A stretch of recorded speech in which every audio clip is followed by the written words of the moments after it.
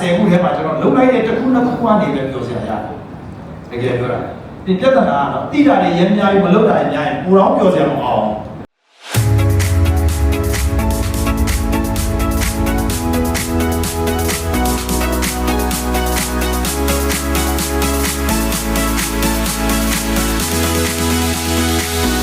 ပြီးတော့သူတို့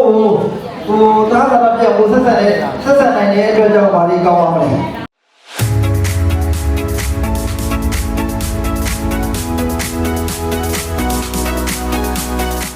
လုံးဝစီးပွားရေးနဲ့ပတ်သက်ရင် business နဲ့ပတ်သက်ရင်လုံးဝမချဘူးဆိုတာဒီဆရာတို့နဲ့ဒီလို anxiety ဖြောက်ခဲ့တဲ့အတွက်လုံးဝရှိကို right ရှိတယ်ဆိုတာဆရာအဲလုံးဝ master plan ရဲ့အကျိုးပဲ